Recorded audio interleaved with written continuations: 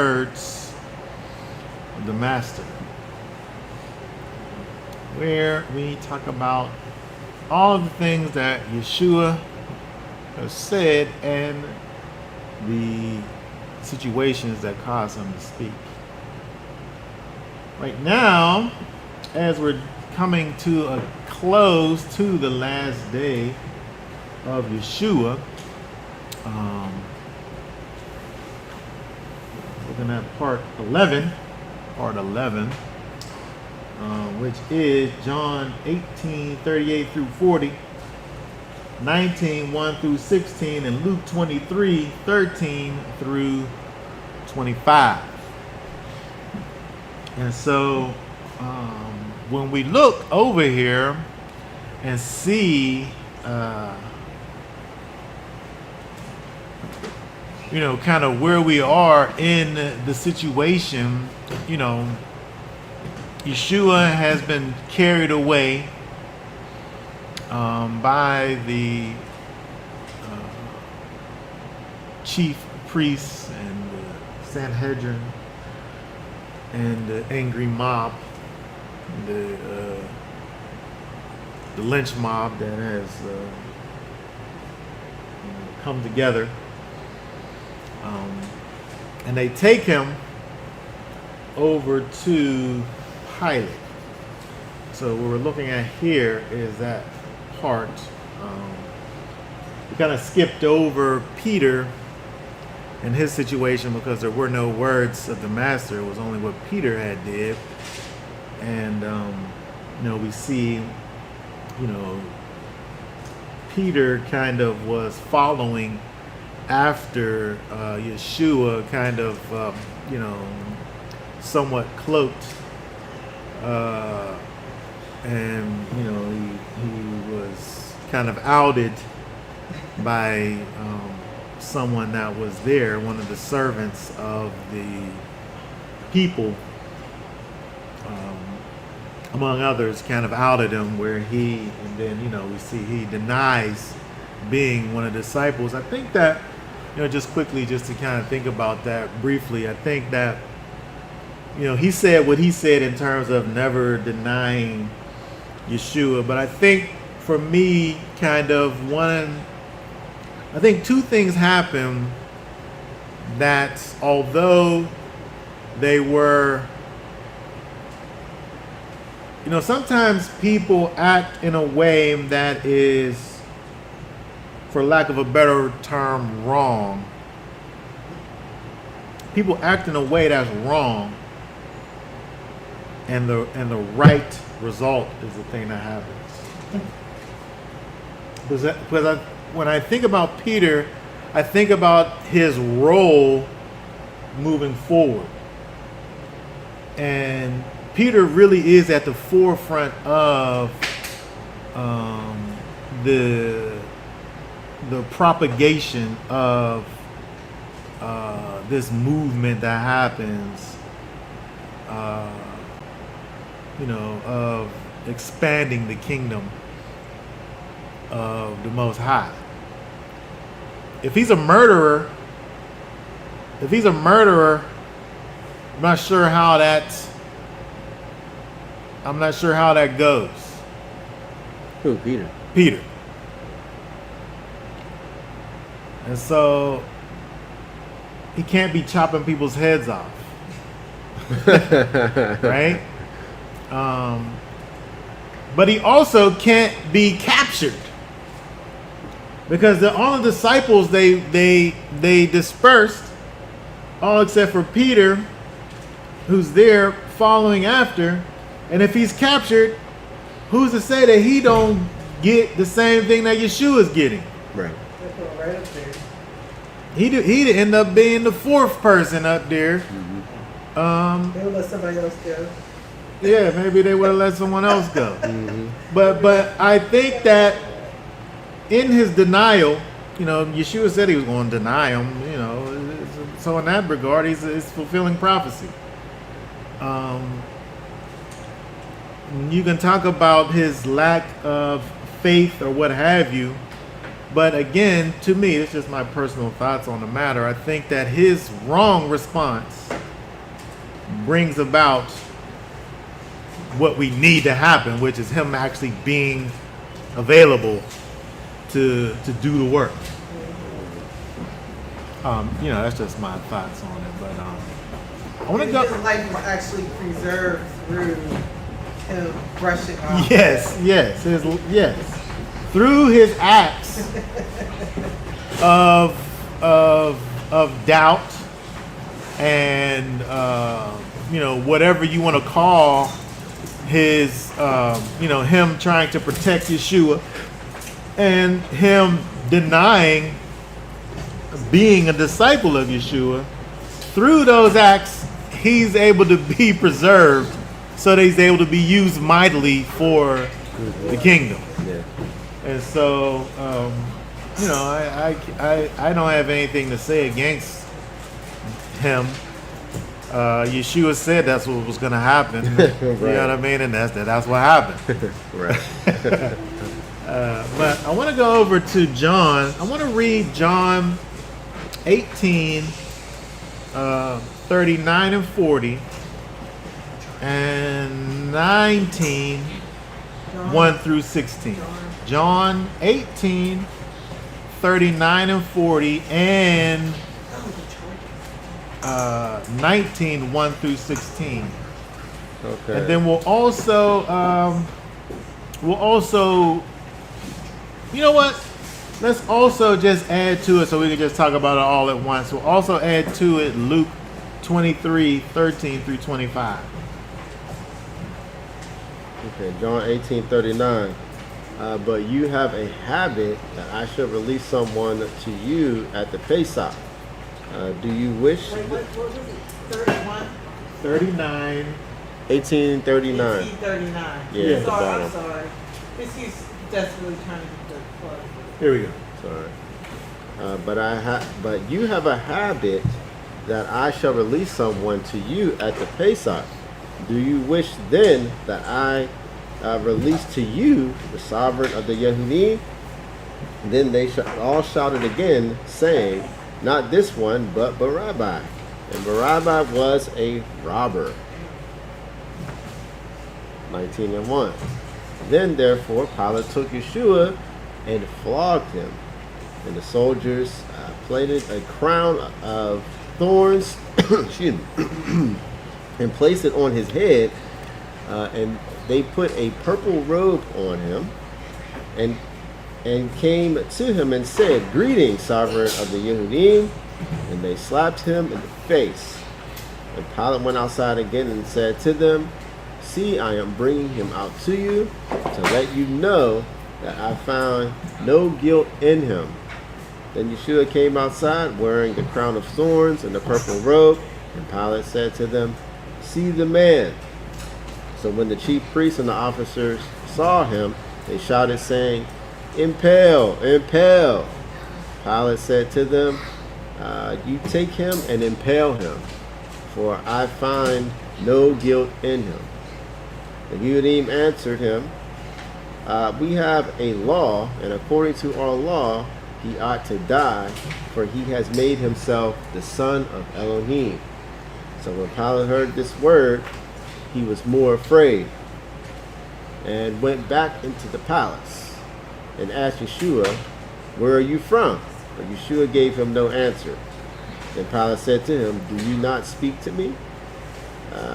Do you not know that I possess authority to impale you, and I possess authority to release you? Yeshua answered, you would possess no authority against me if it were not given you from above. Because of this, he who delivered me to you has greater sin. From then on, Pilate was seeking to release him, but the Yehudim shouted, saying, if you release this one, you are not Caesar's friend. Everyone who makes himself a sovereign does speak against Caesar. Therefore, when Pilate heard these words, he brought Yeshua out and sat down in the judgment seat in the place that is called Pavement, but in Hebrew, Gabbatha. And it was the preparation day of Pesach week. And about the 6th hour, and he said to the Yehudim, "See your sovereign." But they shouted, "Away, away, impale him." Pilate said to them, "Shall I impale your sovereign?" The chief priests answered, "With no sovereign except Caesar. We have no sovereign except Caesar." At that time, then, he delivered him to them to be impaled, and they took Yeshua and led him away.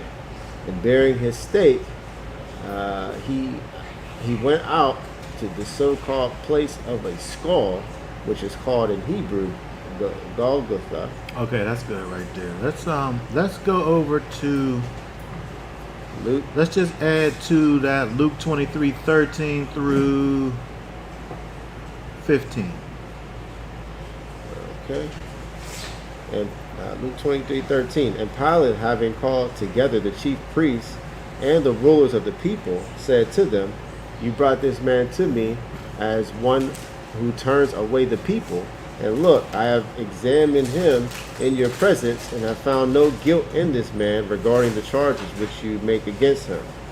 And neither did Herodes, for I sent you back to him. And look, he has done none at all deserving death." Okay, very good. All right, so let's go back over to John. Talk about a couple things here. If we go back to John 18, first of all, John 18 and 39, he said, "But you have a custom. But you have a custom that I should release unto you at the Passover."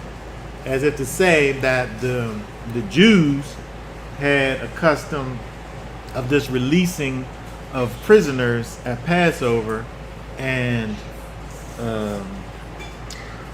Pilate was kind of honoring that custom that they had. In all actuality, there was no real Jewish custom that they were honoring at this time. This really was kind of a thing that was kind of instituted by the local rulership to kind of like a political thing that was done that became this customary thing that they would do to kind of gain the favor of the people, to stay kind of in their good graces. You know, the governor towards the people. It wasn't something that was this wasn't a Jewish custom. This was kind of this locally done Roman custom that was done kind of, you know, their Roman leader trying to keep the people happy.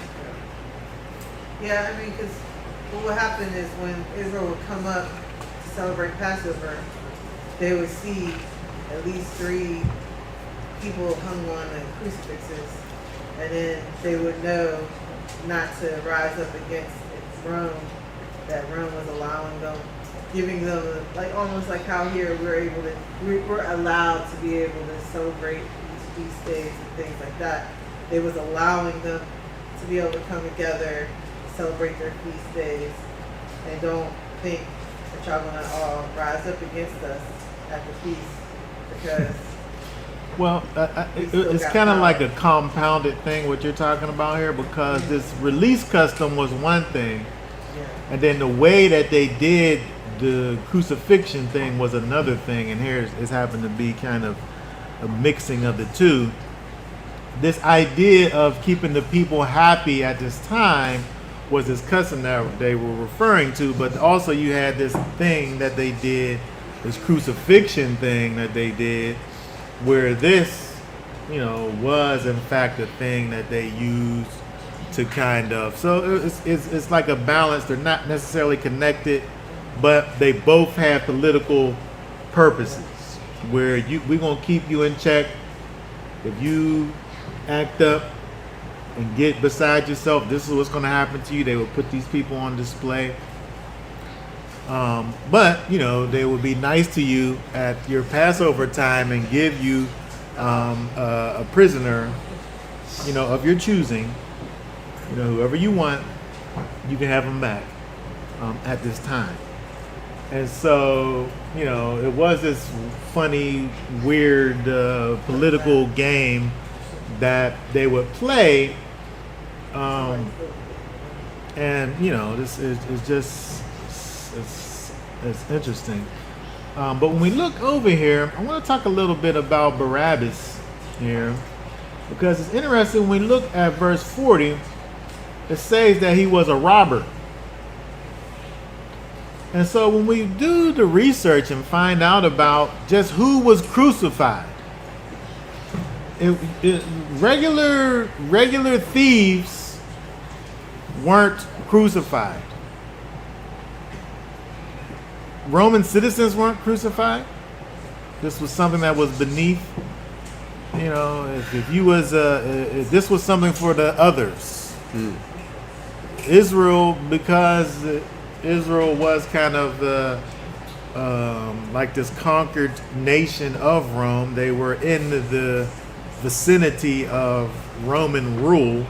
They of course weren't citizens, but they were controlled by Rome. So they could be crucified. Those people, they're not Romans. But a Roman, you really had to be like the worst of the worst, and maybe still you wasn't crucified. Like say Paul, for instance, had dual citizenship. And they cut his head off. It was more. It was better for him to be beheaded than to be crucified. They only crucified people that wasn't, for the most part, they wasn't crucifying Roman citizens. Gotcha. Because it was this thing that was so disgraceful. It was so disgraceful that no citizen deserves that. That thing. And again, it points back to the control thing, that the way that they used the crucifixion in general. It was putting that person on display. You was naked, you was beat to just to the ounce of life, and you were put in this position on this essentially a torture chamber that essentially was this place where you would just slowly die on this thing, in this position that they had you in. And so again, they didn't just put just any old body, just a robber, just a thief, just like if you went and stole some what they call their money, some denarii from somewhere, right? It wasn't like a thing of persecution. Of crucifixion. Because if you steal, you just return it with 5%.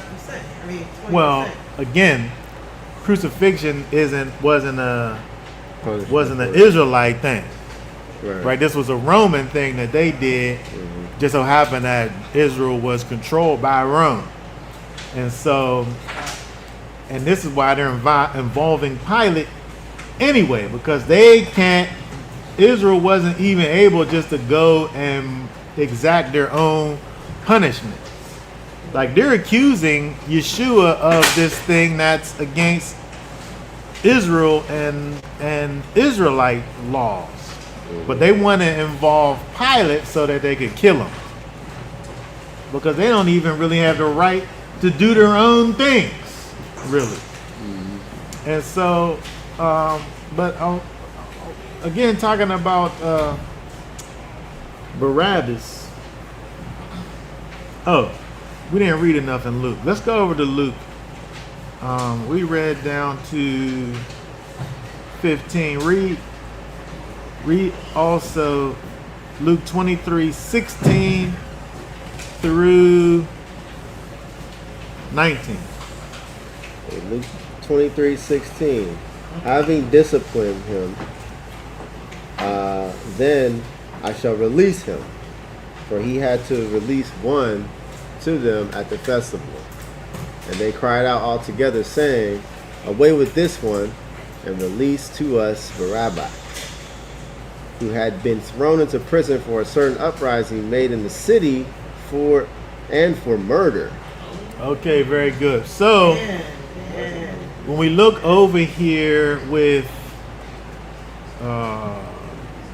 Luke 23:19, again, the other verse calls him a robber.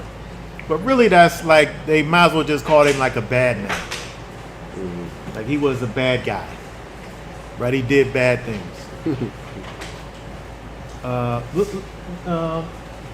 Go back to, here, let's talk about this before we go back, because Barabbas was kind of this,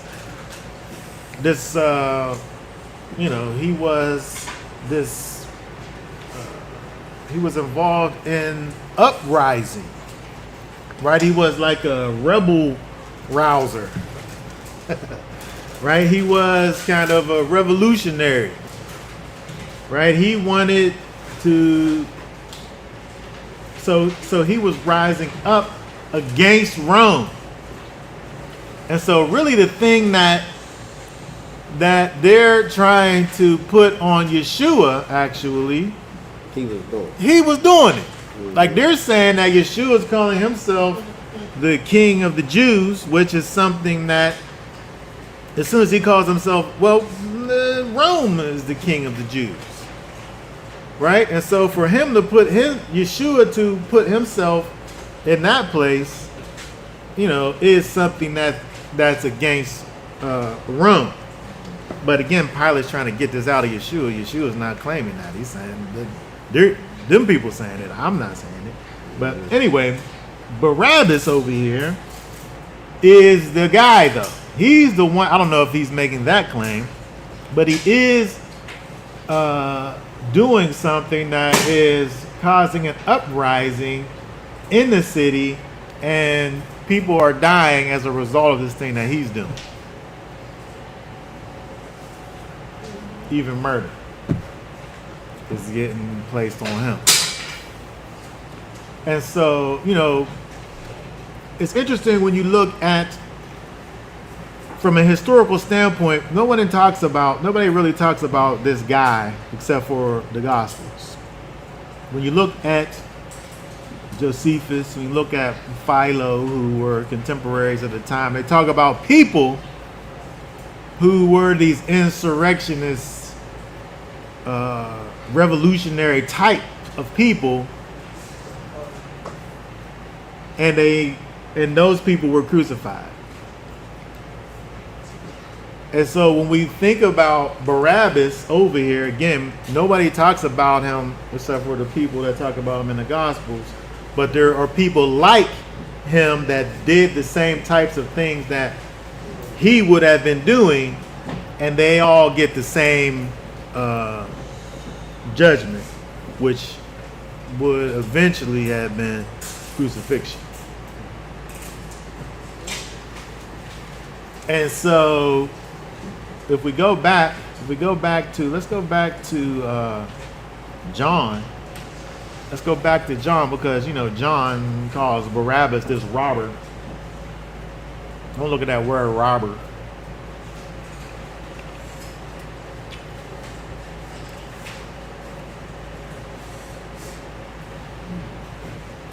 And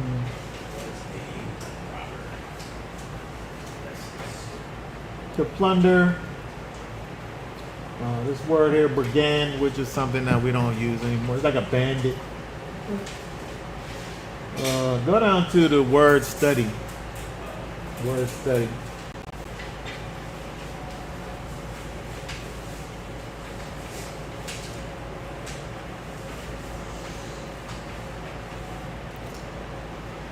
And let's go down here.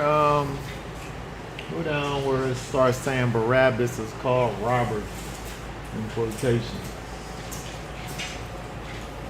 I'll go up a little bit.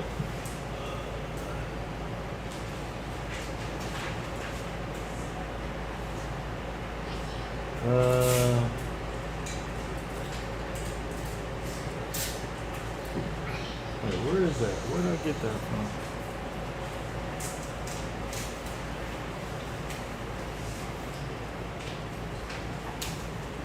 Oh, the difference between. That's what I want to look at. That right there. Difference between a lestes, which is what this word is, robber, and kleptes, is that the latter does his work in a secret manner so that he may not be discovered. So kletes is they called Judas that because he stole, but nobody really knew that he was stealing, right? So he was secretly stealing things, right?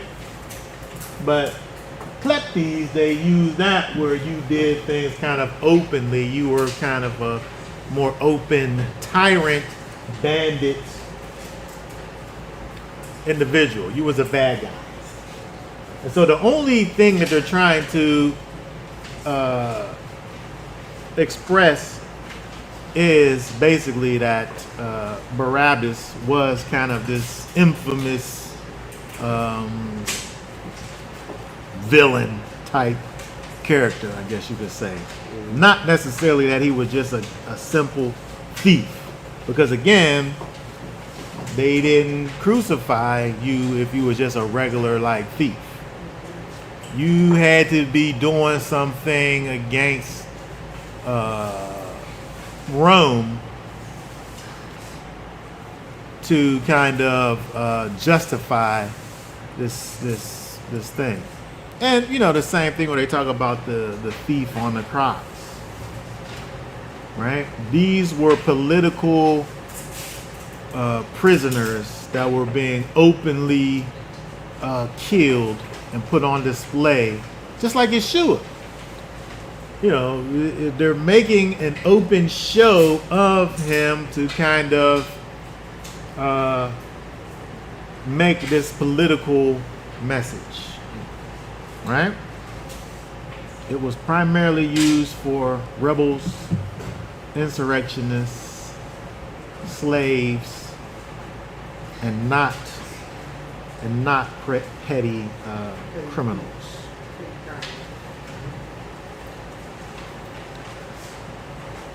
All right. So let's go over to 19. Let's go over to 19.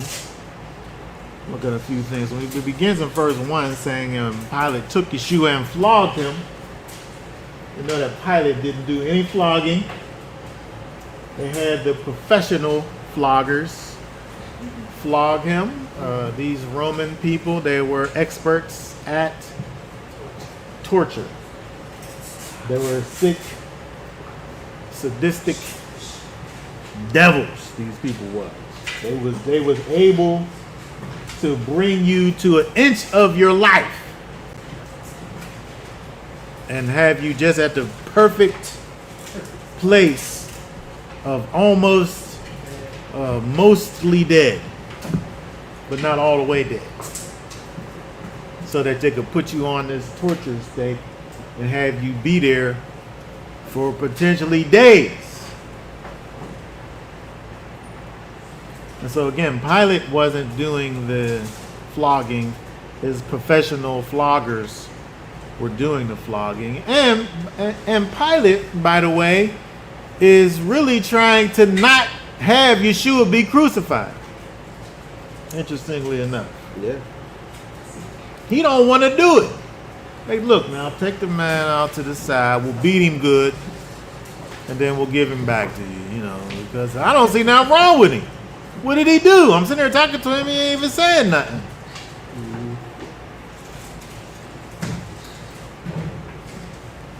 He don't even want to do it.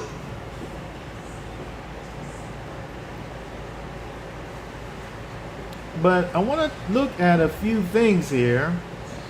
Just go down to verses, go down to 7. Read again verse 7. 19 and 7. The Yehudim answered him, "We have a law, and according to our law, he ought to die, for he made himself the son of Elohim." Okay, very good. So, I want to go back to Deuteronomy.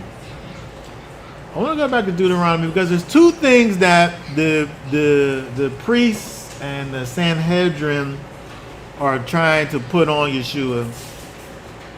One is blasphemy, which is really what they're pronouncing here when they're saying that he made himself the son of Elohim. But the other one is kind of this false prophet thing when they because the first thing that they said over in the other situation when it was just with the Sanhedrin, it was that he was the Messiah and that he was the son of Elohim. So it was both things. So we have this idea of him being a false prophet, which would be something. Well, let's look at Deuteronomy. Let's look at Deuteronomy 13 and look at 1 through 5. Deuteronomy 13. When there arises among you a prophet or a dreamer of dreams, and he shall give you a sign or a wonder, and the sign or a wonder shall come true, of which he has spoken to you, saying, "Let us go after other mighty ones, which you have not known, and serve them." Do not listen to the words of that prophet or that dreamer of dreams, for Yahweh Elohim is trying you to know whether you love Yahweh your Elohim with all your heart and with all your being. Walk after Yahweh your Elohim, and fear him, and guard his commands, and obey his voice, and serve him, and cling to him. And that prophet or dreamer of dreams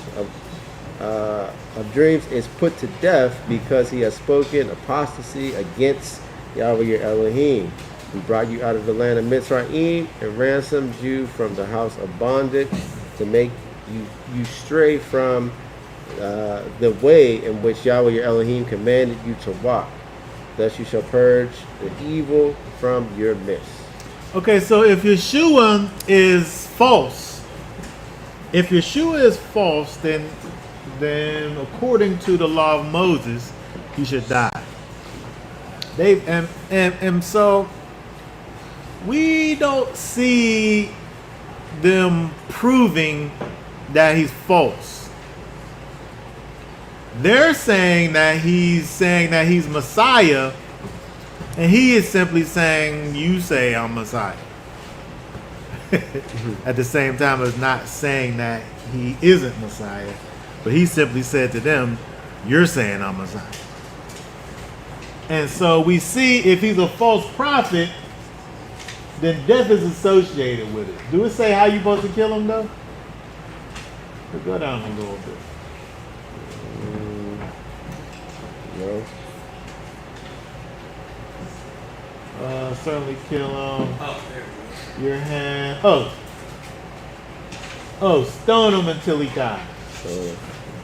So this is okay. Is the commandment saying that you're supposed to kill him or have him be killed, or is the stoning? Should the stoning be associated with the killing? Or is that just saying, well, we don't know how else to kill him, so maybe you could just stone him?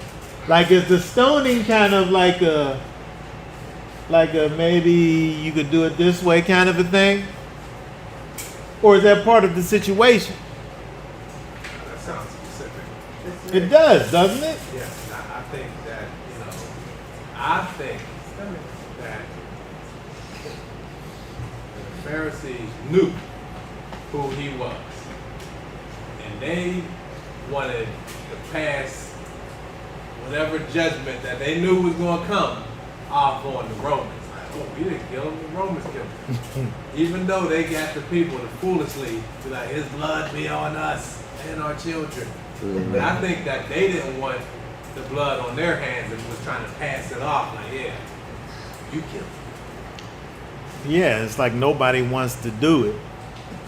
Because in verse 9 it says, your hand is first against him to put him to death.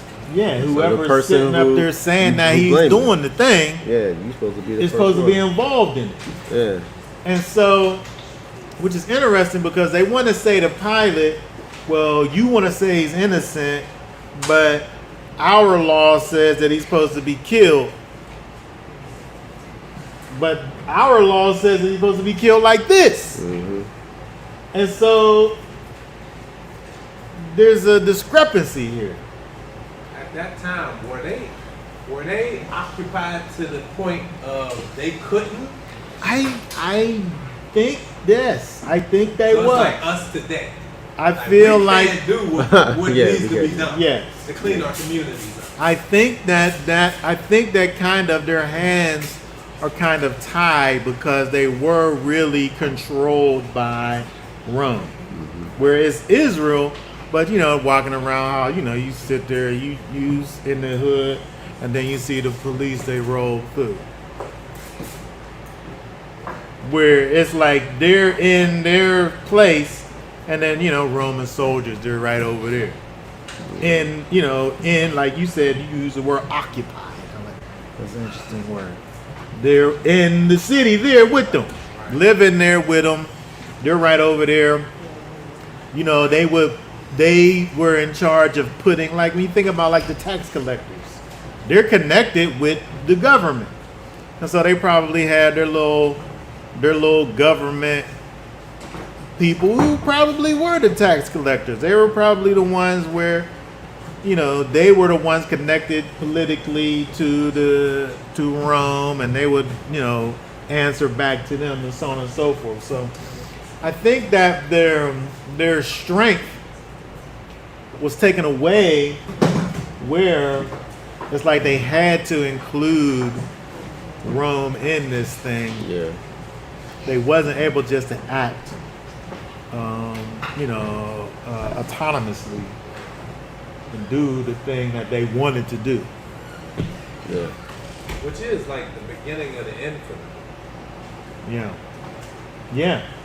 It's literally the prophecy, like literally Yeah. this nation is now ruling over you. Yeah. And so they go, you kind of see them going through the channels. They come together and they wanted to get their witnesses and stuff together so they could go to the higher powers.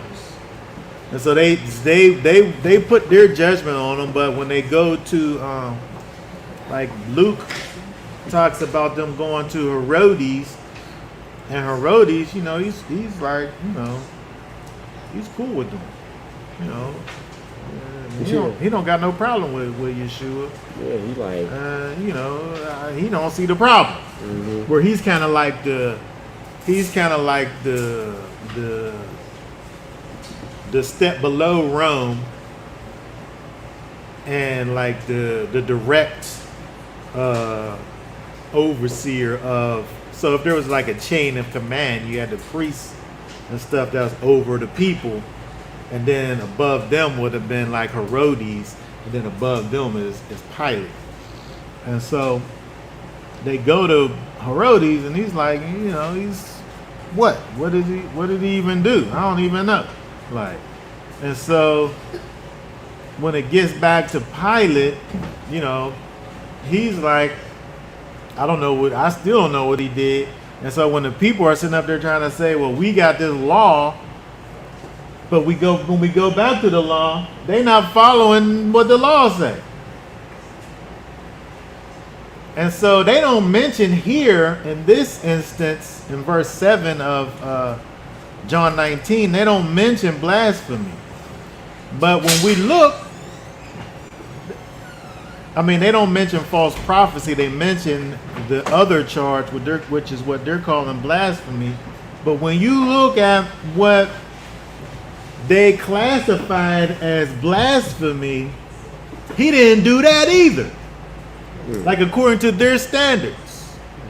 Because to them, you had to actually say the name of Yahweh. because at this time they had already had the ban on saying the name. Like if you said the name outside of, holy purposes, you was blaspheming. And so for him to say he's the son of Elohim is kind of putting him kind of in the same ballpark as the Most High, but it's not technically blasphemy according to their standard of blasphemy, because you have to say the name of Yahweh and use it wrongly in order to, according to the standard that they created, be breaking that command. Now, if we go over to, let's look over at Leviticus. Let's look at Leviticus 24, 10 through 16. Leviticus 24 and 10. And the son, excuse me, and the son of an Israeli woman whose father was a Mizraim man, went out among the children of Israel, and the Israeli woman's son and a man of Israel strove in the camp. And the Israeli woman's son blasphemed the name and cursed. So they brought him to Moshe. Now his mother's name was Shemalomith, the daughter of Dibri, of the tribe of Dan. And they put him under guard, that it might be declared to them at the mouth of Yahweh. And Yahweh spoke to Moshe, saying, bring the one who has cursed outside the camp, and all those who heard him shall lay their hands on his head, and all the congregation shall stone him. And speak to the children of Israel, saying, anyone who curses his Elohim shall bear his sin. 16. Oh, 16. Oh. And he who blasphemes the name of Yahweh shall certainly be put to death, and all the congregation certainly stoned him, the stranger as well as the native. When he blasphemes the name, he is put to death. Okay, very good. So this is put in the same category with the other things. Like, yes, death is associated with it, but part of the judgment is for the people who is actually coming against them with the accusation, and the congregation is stoning them. So I think when we think about them trying to say, well, according to our law, he ought to die, that's a lie.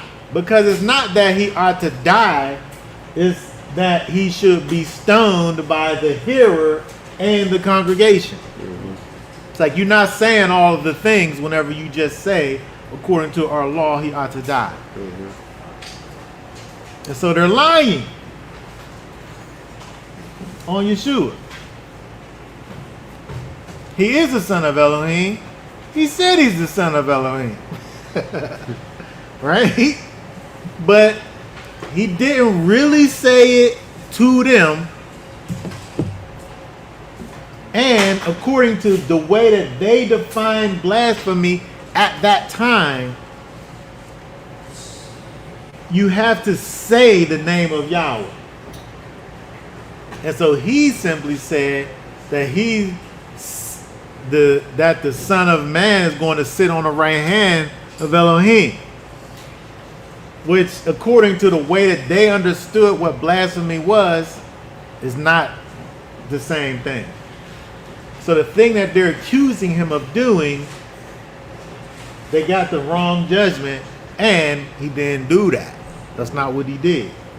He said a thing that puts him in close proximity to the Most High. But they got to come up with some other thing to call that. It's not what they're saying that it is.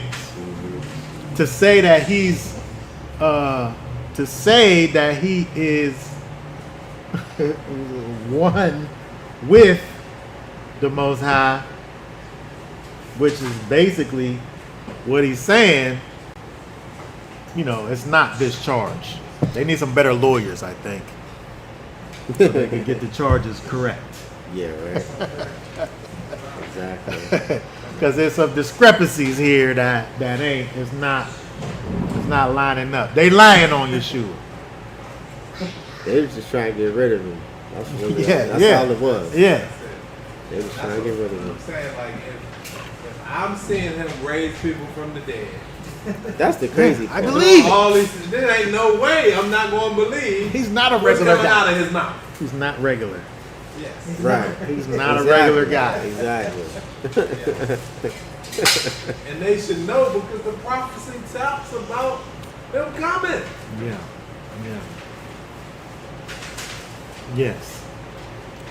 And so it's so interesting when you look at the Pharisees, you look at the Sanhedrin, which is Pharisees and Sadducees mixed together.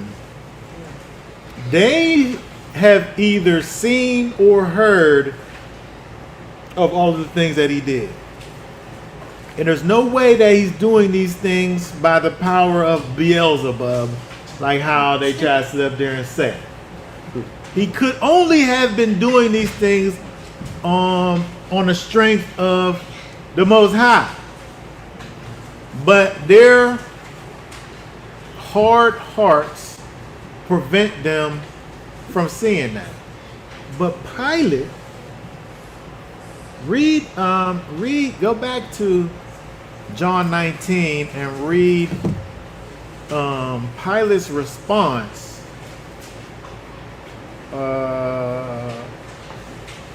to verse 7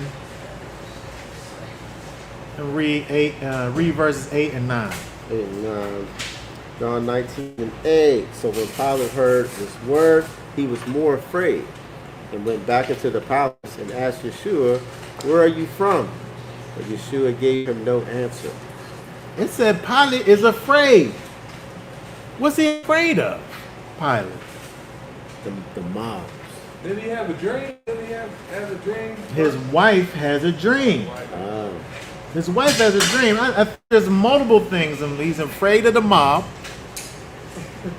He's afraid of, after hearing all these things about Yeshua, and the fact that if we go back to 27, look at Matthew 27 and 19.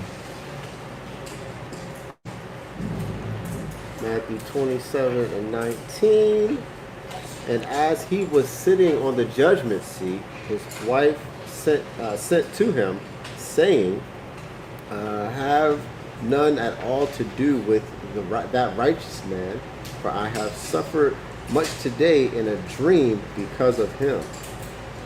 Okay, so we could never learn what this dream is, right? There's no documentation that helps us to understand. The Ethiopians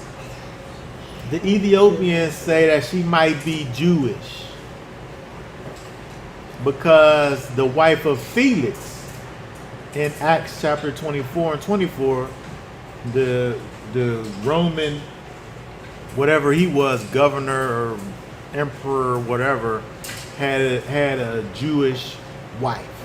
And so maybe they're saying, the Ethiopians are saying that this wife of this wife of Pilate, she was Jewish, so she had that connection with the Most High, and the Most High let her know that this man was righteous. There's no proof of this. This is just what they say. But what we do know is that she had a dream. The Most High came and talked to her and told her that he is who he said he is. Don't get involved in this. And so his fear, it said he was more afraid.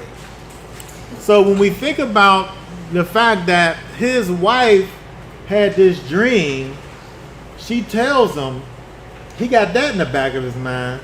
The fact that, I don't know where she's getting this idea from, but the way he's behaving, the way these people are wanting for him to be free, the way that they're illogically wanting Barabbas to be free and for him to die, none of these things make any sense. And so it makes sense for him to have some type of a fear, because he fears the people. He fears a potential revolt that could happen. Again, that's the whole purpose of all of this stuff in the first place. They want to keep the people in check.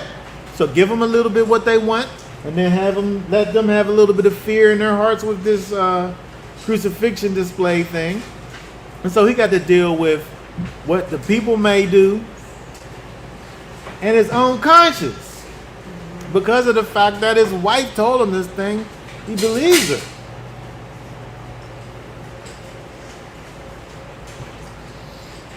And the people are adamant about, we want Barabbas, you keep this Yeshua and kill him.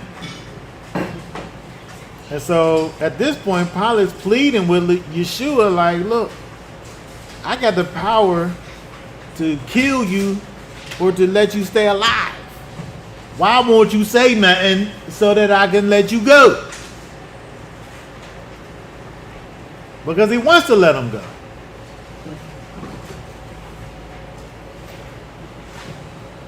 And then what do Yeshua say in verse 11 right there? We're back in Oh, yeah, back in John 19. John 19:11. Yeshua answered, you would possess no authority against me if it were not given you from above. Because of this, he who delivered me to you has greater sin. It's so interesting because when you think about Pilate here, he's really pleading with Yeshua to try to get him to kind of stand up for himself. But and says what he says. But really, when you think about it, it's kind of this. He's doing this thing really, as it says, out of fear. As to where, he's like, give me a reason to not have to do what the people want. Because in his position, he should be able to just say whatever he wants to say. Mm-hmm. And so it's interesting, the thing that he's saying is that not only do you not have authority over me, but the thing that he's doing kind of is exemplifying his weakness, really. But then he takes it more to say that the power that he has is from above.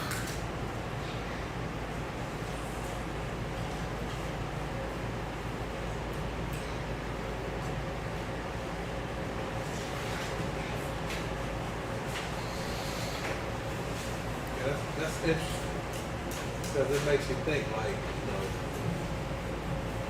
all these nations who, are in power today, and who, scattered the children all over the four corners of the earth. They believe they really strong. They believe like, oh yeah, we did this. No, that power was given to them. Yeah. It's just part of the plan. Part of the plan. Right? It's just part of the plan. And if this ain't part of the plan, I don't know what is. Mm-hmm. Right? We need for this to happen. And so we see it, and this just happens to be, how it goes forth. And so the people, they're like, just kill them. They're trying to convince them, if you do this, you working against Caesar and all of this. They're going crazy. And so, the only thing that's left for them to do is to, for Pilate to do is to just say, all right, well, let's do it then. But he just lets it be known that he washes his hands of this thing. You're calling for this. It ain't my fault. It's y'all's fault. You know what I'm saying? Y'all did He it. still had enough power. He could have done Well, the thing is that there is this, again, this whole thing that's happening here is political. And he wants to be a good political person. And there again, this thing of releasing someone got nothing to do with Jewish tradition.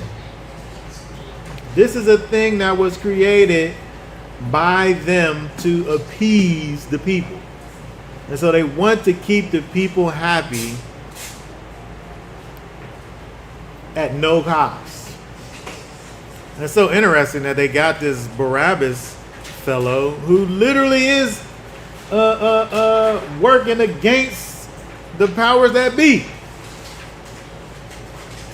And his answer is to let him go for the people's sake and to crucify Yeshua.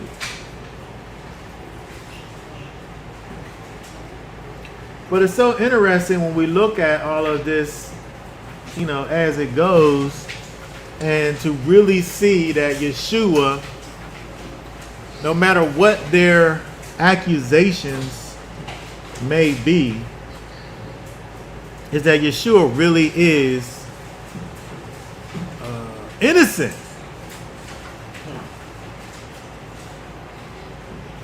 Like he's not, they don't even have a good reason to kill him. He literally is innocent.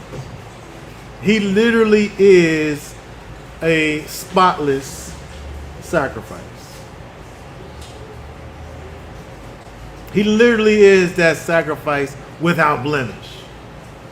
Like it's not even like that you could say that there are some verified charges that you're able to put on Yeshua in order to even get him to be the sacrifice. Like he's literally a sinless sacrifice on Passover.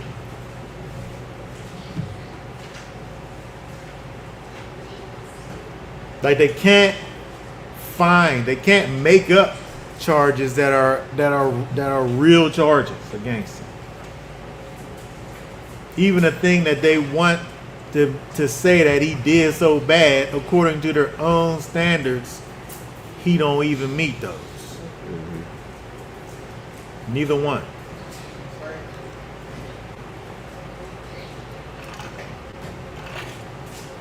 So he really didn't deserve to die.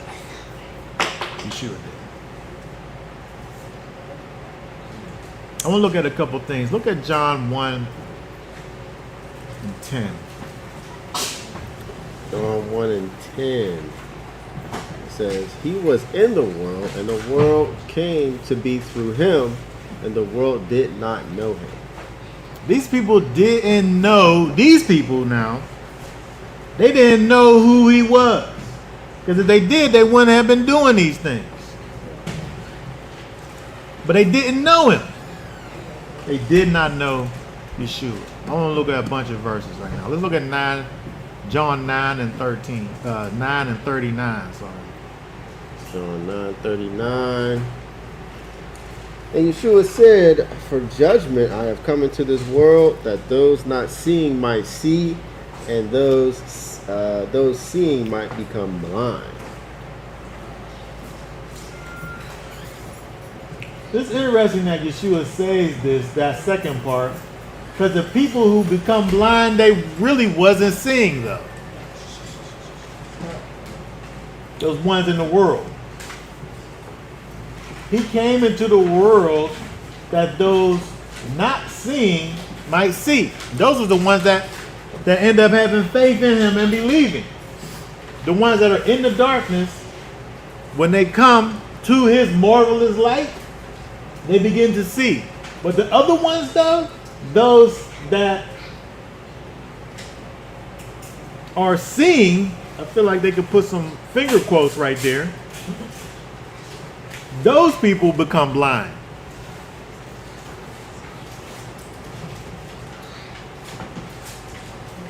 Look, and then read 42, because that's funny, because they the ones that get hurt by what he just said. What that saying on verse 40? And those of the Pharisees who were with him heard these words and said to him, "Are we blind too?" They took it personal, what he was talking about, right? But they're the ones. They think they know. Yeah. They think that they're able to see, but they're not able to see. In fact, they become blind. All right, let's look at some more. Let's look at 14 and 17. John 14, 17. Rapid fire. John 14 and 17. In the spirit of truth, whom the world is unable to receive because it does not see him or know him. But you know him, and he stays with you and shall be in you. This is where they are over there trying to accuse Yeshua. Well, they're not trying. They're accusing him of something, and they're succeeding because he's about to be impaled. Right? But they can't see him. They're blinded. They're blinded. Right? But 2 Corinthians 5 and 21.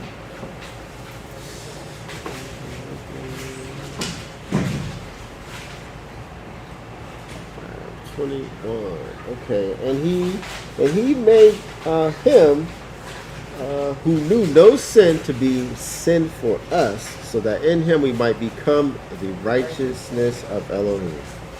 Yeshua knew no sin. There was no charge that they was able to put on him.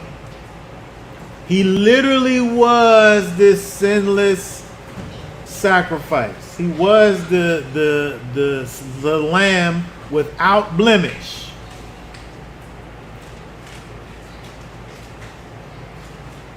There was no thing that nobody's able to look and say that he was in transgression of. He was completely innocent.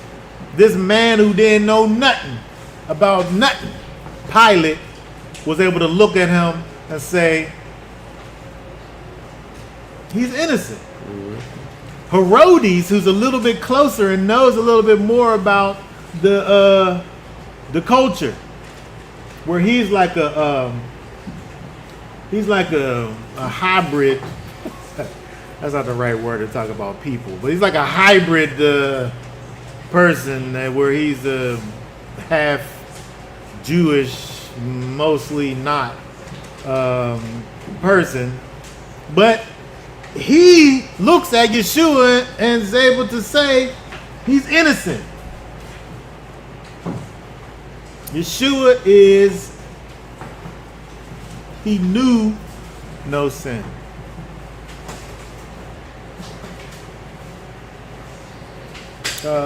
First Peter 2 and 22. 1 Peter 2:22. Who committed no sin, nor was deceit found in his mouth. He wasn't even able to say nothing that sounded off. And he committed no sin. Right? He truly was the epitome of sinlessness. And so kind of just closing down on this point here, thinking about what we looked at over here in John and also in Luke, where it gets to the place where all the way up to the place of, Yeshua being killed. But here I think we really see a heavy emphasis on the fact that Yeshua was, they couldn't find someone to say something against Yeshua. They couldn't find that person, and they couldn't manufacture a story either. Mm-hmm. And these people who specifically Pilate, who is kind of on the outside of the culture, is able to look outside looking in, and he's like, this guy, there's nothing wrong here. Like he, so much so that he didn't even want to make judgment on the situation because of the overwhelming evidence that Yeshua was innocent. But again, you know, this, of course he's innocent. Right? Part of the plan is for him to actually have been innocent. Right? The thing that kind of solidifies him as being this Passover lamb is that he's innocent. And they can't find no blemish on him. Perfect. In every way. And so, you know, it's just interesting when we look at this part of it, and even how it, you know, it emphasizes in John the time that where they were. You know, this is preparation day. It's the daytime part of the 14th of Abib, and they're getting they're getting the lamb ready to be slaughtered right now. And all this stuff is happening when they should be focusing on getting that lamb slaughtered. Yeah. They're focusing on getting him slaughtered. Yeah. They're getting the right lamb ready. That's right. That's what I said. Right? 'Cause they're doing what they're supposed to be doing. They're getting the lamb of Elohim ready. All right, does anybody have any thoughts, questions, or comments? I wanted to, I like to, speaking on the Barabbas part of this, I like to equate Barabbas to us, you know what I mean, in our sin, and how you can see, like, on the chopping block, you know what I mean, we are these, you know, sin-filled people, you know what I'm saying, and still, you know, Yeshua is the one that's brought up for us, and that we're the ones that are pardoned whenever what we deserve is what, you know, the Most High got.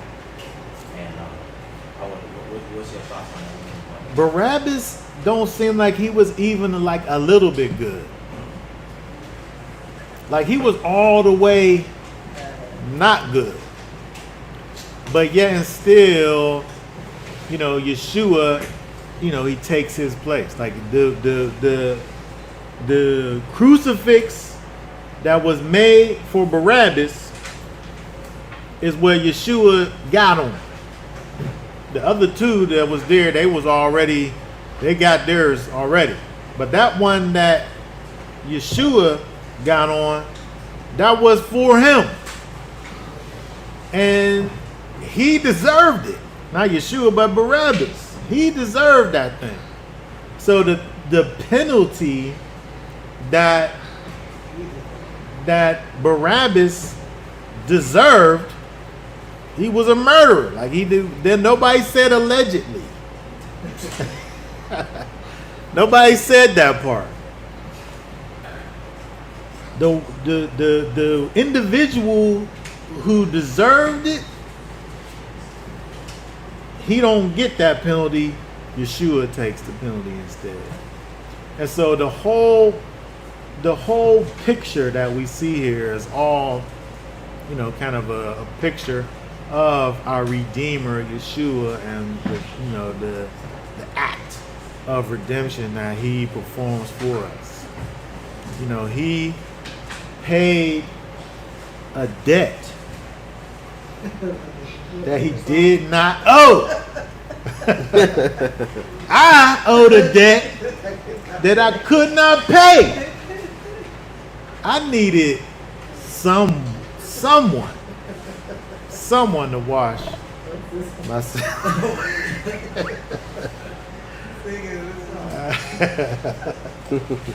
but you know, it's the manifestation of the work of Yeshua in every way. Totally innocent. They couldn't find nothing to put on him. The torture stake that was made for the most wickedest person, it was made for him, and Yeshua took his place. I wonder if he became righteous after that. Should have. I hope he did. I hope he Yes, became right. righteous. Yes, good. Yes, good. I hope he became righteous. That would be bad. Oh man, can you imagine being that close to the end and then somebody taking your place? Like his sole purpose in life should have been to find them disciples and to find out about the gospel after that. I hope it was. Yeah. You know what I He mean? should have became an apostle after that. I would think. Something. Yeah, that's a real testimony. He's like, that man saved my life. Like literally, you know what I I'm saying? know, literally. He took my place up there. But yeah, I mean, when you think about that, like that's where we are. Like the thing that you would expect from Barabbas, expect that of your own self, Hmm. right? Because you were supposed to receive death. The wages of sin is death. When you do that job of sinning, the payment that you get is death. Like that's your right reward for sin. right move. And Yeshua said, nah, that's all right. I'll take that death, that penalty for you. And I'll put you in right standing with the Most High. All at the same time. All you got to do is just be thankful that I did it. I mean, it's not even really like the scales ain't, you know what I mean? One thing is way heavier than the other. All I gotta do is just be thankful that I did it by just, living out my life in thanksgiving and gratitude to the position that the Most High has placed me in by just walking in that. I mean, that's a pretty good deal. I'm saying that for you to sit up there and talk about like this, the walking in righteousness that's done away with. I think that's not like the law being done away with. I think that's it's not like how you should think about it. Like doing the law and all of this stuff. Yeah, that's not how you should think about it. The way you should think about it is that the Most High through Yeshua did the most amazing thing for me. And my life now is just a life of saying thank you. Like he made me righteous. The way I say thank you is just walking in righteousness. It's a slap in the face. You spitting in the Most High's face by saying, I don't gotta honor these things that you say are holy. Meanwhile, he told you what was holy and he made you holy. And so again, we look at Barabbas. It's interesting. You look at Barabbas, and we could think about what we think that he should have done, but at the same time, all we gotta do is just put ourselves in his place and just do that. You know how if it's anything like the criminal justice system is in the United States, he might have been like, I was innocent anyway. I mean, he just got clemency, right? He just got pardoned. You know, But his life, the whole, like just right out of the he was about to be dead, like in a few hours. He didn't even get the whipping part, like none of it. He got saved. he got saved. Got saved. He really got saved. Yes. All right, very good. All right. That being said, this will be done for now,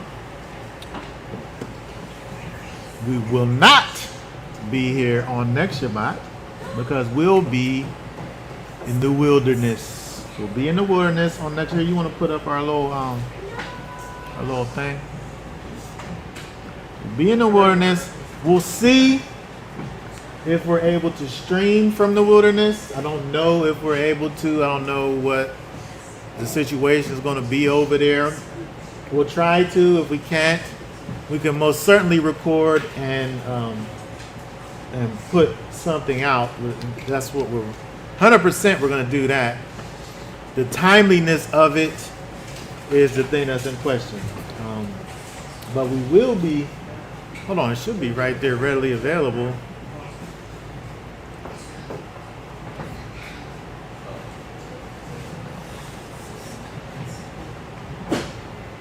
Yes, very good. We will be in retreat from August 8th through the 15th.